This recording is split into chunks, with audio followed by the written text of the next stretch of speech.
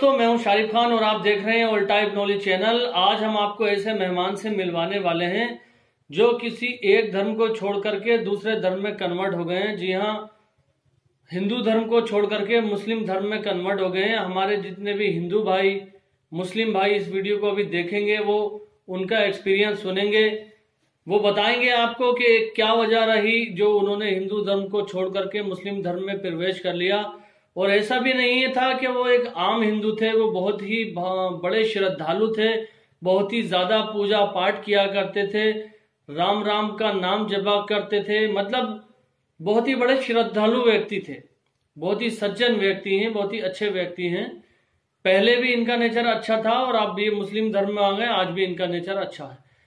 लेकिन क्या वजह रही कि अचानक इतनी पूजा पाठ करने वाला व्यक्ति अपने धर्म को छोड़ करके, पूजा पाठ को छोड़ करके दूसरे धर्म में कन्वर्ट हो जाता है, दूसरे धर्म को अपना लेता है। तो चलिए शुरू करते हैं वीडियो इन्हीं की जुबानी। अब ये आपको बताएंगे कि क्या वजह रही जो ये हिंदू धर्म छोड़ करके मुस्लिम धर्म में प्रवेश कर लिया, और अपनी जिंदगी की अपनी आप बीती सब आपको सुनाएंगे। तो चलिए देखते हैं वीडियो।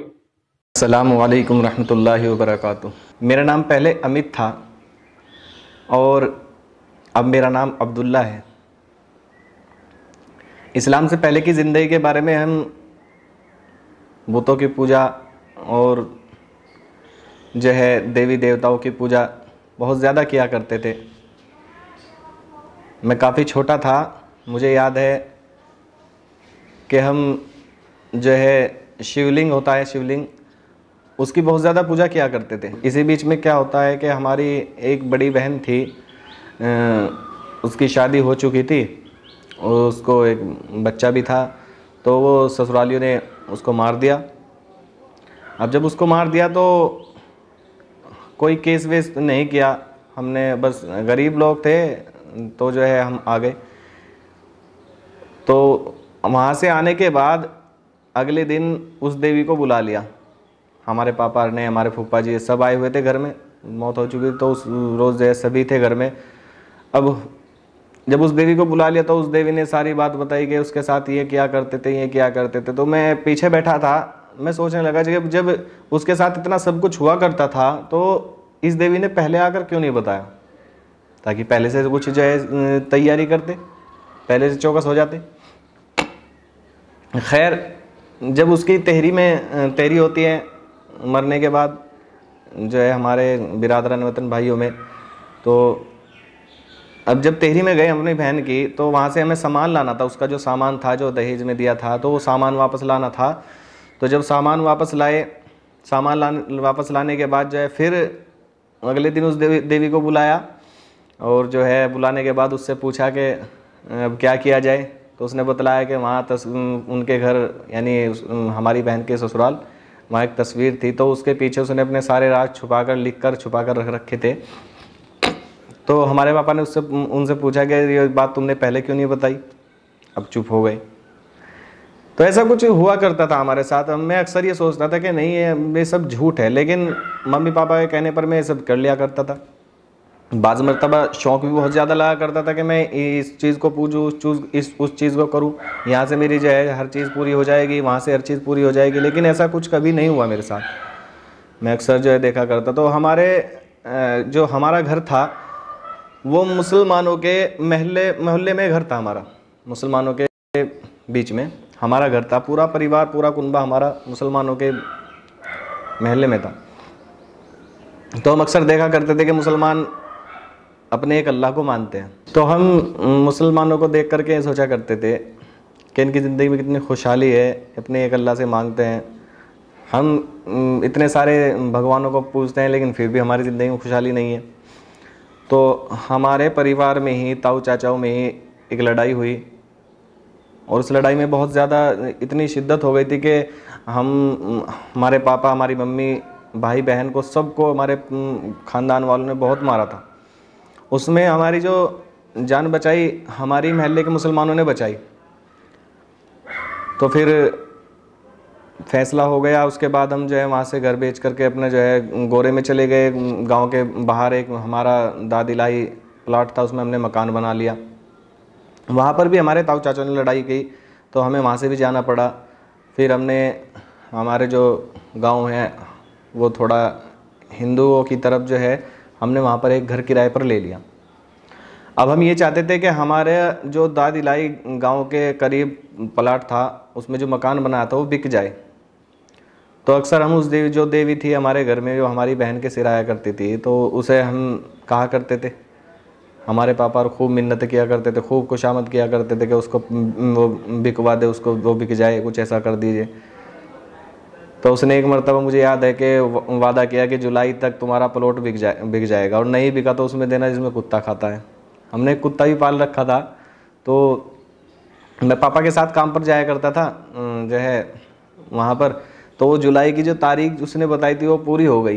तो उस रोज़ हमारे पापा को बहुत गुस्सा आ रहा था, बहुत ज़्यादा गुस्सा आ रहा था कि प्लॉट नहीं बिका ये वो। तो मैं पापा ने मेरी भी पिटाई कर दी खामा खाई उस वक्त, उस रोज़। तो मैं आ गया, मुझे भी इतना गुस्सा आया कि जो उस देवी की जो तस्वीर हमारे यहाँ थी, तो मैंने उस कुत्ते के बर्तन में, जो हमारे यहाँ कुत्ता था वो पाल रखा था, उसमें उसका जो प्रसाद बोलते हैं उसको, गुड़ और चून, आटा, गुड़ और आटा उसको लेकर के मैंने बना करके उसके तस्वीर पर खिलाया उसको, ये लो तुमने ही कहा था।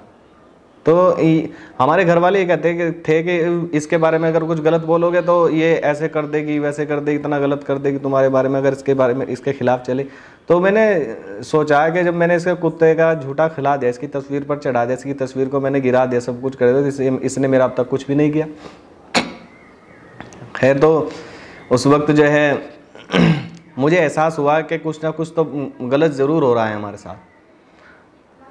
हमें कुछ ना कुछ तो जो है ऐसा महसूस दे रहा था कि हमारे साथ कुछ ना कुछ गलत ज़रूर हो रहा है, जिसकी बिना पर ये सब निज़ाम चल रहा है। दिवाली आती थी हमारे घर में, हमारी बहन और हमारे भाई, हमारे पापा इतना बड़ा जो है तस्वीरों का दरबार सा लगा दिया करते थे, उसको पूजा करते थे। मैं पीछे बैठकर ये सोचा करता था कि जब ये खाते नहीं, इतना सारा प्रसाद, खील, पताशे, इमरती, रसगुल्ले वगैरह सब मिठाई आया करती थी, उनको चढ़ाया करते थे, तो वे खाते नहीं थे। हिंदू लोगों में जो है एक निज़ाम है कि जब उनके यहाँ भैंस या गायें बच्चा देती हैं, तो ब्याती हैं, तो उसका जो दूध निकालते हैं उसको मक्खन बना लेते हैं, और उस मक्खन को जब तक नहीं खाते जब तक देवी देवताओं पर ना चढ़ा दें।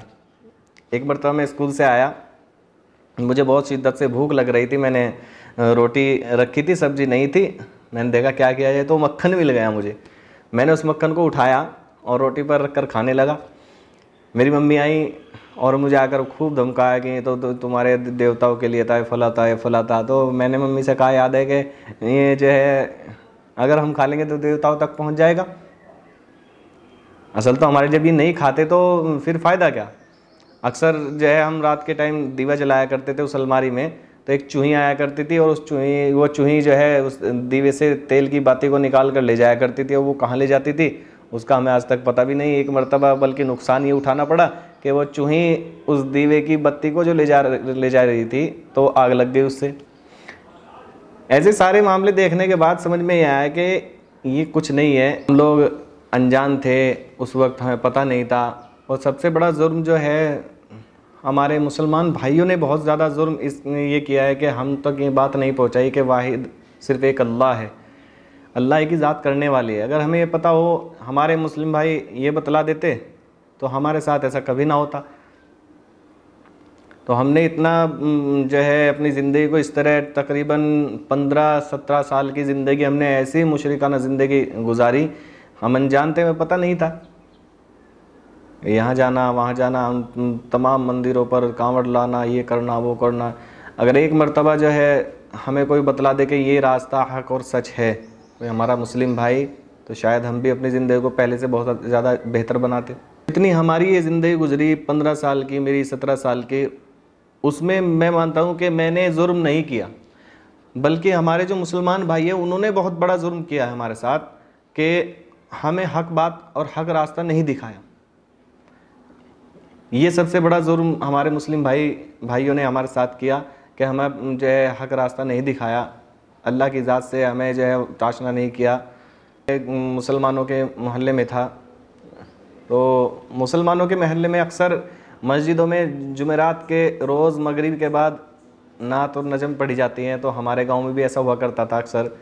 तो मुझे उससे थोड़ी मोहब्बत हो गई थी, कि भाई ये बहुत अच्छी पढ़ते हैं। तो मैं भी गुनगुनाता रहता था काफ़ी। तो मैंने जो है पिछली वीडियो में बतलाया कि हमारे साथ एक घर ख़ानदान में ही, कुनबे वालों में ही लड़ाई हुई थी, तो उसमें मुसलमानों ने हमारी जान बचाई थी। तो वो लड़ाई इतनी भयंकर थी कि हमारे बल्कि पापा की ज़्यादा जो है पसली टूट गई थी उसमें, और भाई बहनों के भी बहुत ज़्यादा चोट आई थी। तो मुसलमानों ने हमारी जान बचाई। उसमें जो है हमारे पापा ने ऐलान कर दिया था कि हम सब मुसलमान बने क्योंकि हमारी जान मुसलमानों ने बचाई है। लेकिन वो कि लड़ाई का वक्त था, तो उस वक्त मुसलमानों ने मना कर दिया था। अब फैसला जो हुआ था उस लड़ाई का, वो मुसलमानों के ज़रिए से ही हुआ था हमारे हक़ में। तो इससे मुझे और ज़्यादा मोहब्बत होगी कि मुसलमान कितने अच्छे हैं कि हक़ की लड़ाई लड़ते हैं, हक़ के साथ रहते हैं। तो अब जो है वहाँ से हम वो घर बेच करके दूसरी जगह चले गए थे चूँकि। तो उस वक्त जब दूसरी जगह चले गए तो हम स्टूडेंट थे चूँकि, तो पढ़ाई कर रहे थे। तो RSS वालों की हमसे मुलाकात हो गई। उन्होंने हमारी तश्कील कर ली अपने प्रोग्राम में जाने के लिए, जो कि हमारे प्रोग्राम में चलो एक बहुत अच्छा प्रोग्राम है, हमारे साथी थे। हम चले गए अपने कॉलेज में ही, हमारा वो प्रोग्राम था, 3 दिन का प्रोग्राम था उनका, RSS वालों का। तो हमने वो अटेंड किया। तो उसमें खाने वगैरह का भी निज़ाम था। तो पहले दिन तो उन्होंने जो है बहुत अच्छी अच्छी बातें बतलाई उसमें, जो है गुनाह के छोड़ने पर, जितने जो है गाने गाना, शराब, ज़िना, ये वो सारों की बुराई करके उन्होंने कहा कि इन्हें छोड़ना चाहिए, ये सब गलत हैं। वेदों का पाठ पढ़ाया, वेदों के मंत्र जो थे उनको बतलाए कि इसमें सब जो है गलत कहा गया है, इन सब गुनाहों को। फिर दूसरे दिन जो उन्होंने सबक पढ़ाया, जो बात की, वो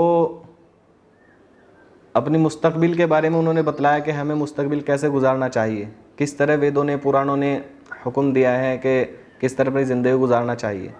और तीसरे दिन जो उनका जो प्रोग्राम था वो, उसमें उन्होंने ऐसा भड़का दिया था हमें, इतिहास जो गलत इतिहास लिख रखा है उसको पढ़ा करके औरंगज़ेब रहमतुल्लाह अलैह और दीगर औलिया अल्लाह के बारे में उन्होंने बतलाया कि ऐसे ऐसे इन्होंने हिंदुओं पर जुल्म किया, मंदिरों पर जुल्म किया। इससे हमारे अंदर भी इतना जोश पैदा हो गया कि हम भी इस्लाम के ख़िलाफ़ और मुसलमानों के ख़िलाफ़ भड़क गए। क्या तो हमें मुनासबत थी, और लेकिन उनके भड़काने से जाहिर है कि जब वे ऐसी बात बतलाएंगे तो अब उस वक्त हिंदू मज़हब में थे तो भड़क गए। और इस्लाम के ख़िलाफ़ और मुसलमानों के ख़िलाफ़ हमने भी अक्षत्रिय 4 शोबे होते हैं उनके यहाँ पे, खिदमत गुजारी का, एक जो है गुरुकुल का, वेदों के पढ़ाने का, और एक क्षत्रिय का। 3 शोबे होते हैं। तो 3 शोबों में हमने अक्षत्रिय, जिसको बोलते हैं मुजाहिद, उसमें हमने अपना नाम लिखवा लिया। तो हमें वहाँ पर जब चलने लगे तो हमें एक किताब दी गई, सत्यार्थ प्रकाश, कि इसको पढ़ना, ये तुम्हारे लिए गाइडलाइन है, एक गाइड करेगी तुम्हें। हम उस किताब को लेकर आ गए और हमने उसे पढ़ना शुरू किया। तो उस किताब में कुरान करीम की आयतों के जो है बरखिलाफ़ बहुत सी बातें लिखी हुई, और उन्होंने जितनी बातें इस्लाम के बारे में बतलाई, और कुरान शरीफ की वहाँ आयत पढ़ कर बताई गई थी, हदीस पाक भी बतलाई गई थी वहाँ पर कि इस तरह भड़काते हैं, इनके मज़हब में, इस्लाम मज़हब में इस तरह काटते हैं, इस तरह करते हैं। तो अल्लाह ही की तरफ से, पता नहीं उस ईश्वर की तरफ से मेरे दिल में एक ख्याल पैदा हुआ कि जिसने, वैसे तो हम कहते हैं कि सबका मालिक एक है और ऐसे कहते फिरते हैं, तो फिर वो ईश्वर, वो अल्लाह ऐसा क्यों हुक्म देगा। तो इसके लिए मेरे दिल में जिज्ञासा पैदा हुई, एक लगन सी लगी कि मैं इस्लाम के बारे में थोड़ा पढ़ूं। तो मैंने इसकी कोशिश की और अल्लाह ने मेरा साथ दिया। तो मुझे एक किताब हासिल हुई। उस किताब का नाम था इस्लाम आतंक या आदर्श, पंडित लक्ष्मी शंकराचार्य की। उस किताब को मैंने पढ़ा तो वो जो 26 आयतें जो जिहाद के बारे में, किताल के बारे में जो है आई हैं, और हदीस मुबारक भी, उसके बारे में पंडित लक्ष्मी शंकराचार्य जी ने उसमें वजाहत के साथ सारी बातें बतलाई। जब उस किताब को मैंने पढ़ा तो मेरा दिमाग खुल गया, मेरा दिल खुल गया कि वाकई ये तो एक बहुत बड़े धोखे में जाने वाले थे हम। तो मैंने वहाँ जाना छोड़ दिया, उन RSS वालों के यहाँ, आर्य समाज वालों के यहाँ जाना छोड़ दिया। हालांकि उन्होंने बहुत कोशिश की, मुझे बुलाया करते थे कि भाई आओ चलो ये, उन्होंने, लेकिन मैंने छोड़ दिया था। मैं बहाना करता था कि मेरे माँ बाप ने मुझे मना किया इस काम करने से। अब ऐसा हुआ कि हम अपने मुसलमान भाइयों के यहीं काम किया करता था मैं। तो उस वक्त 2014 का दंगा शुरू हुआ, 2013 का दंगा शुरू हुआ नवंबर में, मुजफ्फरनगर दंगा। तो अब चूंकि मैं मुसलमानों के यहाँ काम किया करता था तो हिंदू लोग भी डरे हुए थे कि कहीं मुसलमान कोई नुकसान ना पहुँचा दे, और मुसलमान भी डरे हुए थे। और मैं काम करने जाया करता था मुसलमानों के यहाँ, मेरे मम्मी पापा कहा करते थे भाई चौकस जाना, लेकिन मैं वहाँ जाकर देखा करता था कि वे मुसलमान भाई हमारे मुझे खुद ये कहा करते थे कि भाई हम तुझे तुम्हारे घर तक महफूज छोड़ कर आएंगे, हिफाजत करेंगे तुम्हारी, तुम घबराना मत, हमारा इस्लाम इस चीज़ की इजाज़त नहीं देता। तो उससे बहुत ज़्यादा इबरत मुझे हासिल हुई। और ये हुआ कि मुझे चूँकि नाते पाक का और नजम का शौक़ जो मैंने पिछली वीडियो में बतलाया उसका बहुत शौक़ था, हमारे मोहल्ले में पढ़ी जाया करती थी मस्जिदों में, तो मैं उन्हें मल्टीमीडिया जो मोबाइल शुरू हुए थे तो मैंने उनमें डलवानी शुरू कर दी और उन्हें बहुत सुनता था। मैं काम क्या करता था उन्हें सुनता रहता था। एक मरतबा क्या हुआ मेरे साथ कि मैं नाते पाक जब डलवाने गया, वो चिप आया करती थी मेमोरी कार्ड, उसमें जब डलवाने गया मैं कंप्यूटर से दुकान पर, तो उसमें एक मौलाना कारी हनीफ रहमतुल्लाह अलैह पाकिस्तान के, उनकी एक तकरीर आ गई हज़रत अय्यूब अलैहिस्सलाम की। उसको मैंने सुना, पहले तो मुझे जो है समझ में नहीं आई, लेकिन जब मैंने उसको पूरा सुना तो चूँकि समझ में आती चली गई, अल्लाह की तरफ से हिदायत का फ़ैसला हो चुका था, तो मैंने उसको सुना। और सुनने के बाद मेरे दिल में ये ख्याल हुआ कि इसका दूसरा पार्ट है, शायद ये कहीं और से शुरू हुई है। तो मैं उसका पहला पार्ट लेने के लिए गया तो अल्लाह की तरफ से कुछ ऐसा हुक्म हुआ कि उसे लेने गया तो 5-10 तकरीरें और आ गई, मैंने उनको भी सुना, और आ गई तो उनको भी सुना। इससे दिल की कैफियत ऐसी बदल गई मेरी कि मैं ये सोचा करता था कि अब तक की ज़िंदगी जो मैंने गुजारी है, हकीकत में ये ज़िंदगी बहुत ही बेकारी ज़िंदगी थी मेरी। तो दोस्तों ये अभी वीडियो जो आपने देखी ये इनकी ज़िंदगी का आधा भाग था। अगर आपको वीडियो पसंद आई हो तो कमेंट में बताएं इसके जो आगे का इनकी जो प्रक्रिया है, कब इन्होंने इस्लाम कबूल कर लिया था, कहाँ पे जाके किया था, जिन्होंने इनको इस्लाम कबूल कराया उन्होंने इनसे क्या शर्तें बोली थी, क्या ये सारी चीज़ें उस पार्ट में मैं इसमें डालने वाला हूँ। वीडियो ज़्यादा लंबी हो जाती है इसलिए शॉर्ट डाल दी 15 मिनट की। तो अगर आप चाहते हैं इस वीडियो का दूसरा भाग देखना तो कमेंट कर दीजिए, मैं दूसरा भाग भी अपलोड कर दूंगा। और अगर आप चैनल पर पहली बार आए तो चैनल को सब्सक्राइब करके बेल आइकन पर ऑल का बटन सेलेक्ट कर लेना। इससे ये होगा कि मैं जब दूसरी वीडियो डालूंगा तो उसका नोटिफिकेशन आपके मोबाइल पे पहुंच जाएगा और आपको पता लग जाएगा कि दूसरी वीडियो आ चुकी है। तो फिर मिलेंगे इंशाल्लाह, फिर से मुलाकात होगी। कमेंट में अपनी राय जरूर बताएं, वीडियो को लाइक करें। खुदा हाफिज।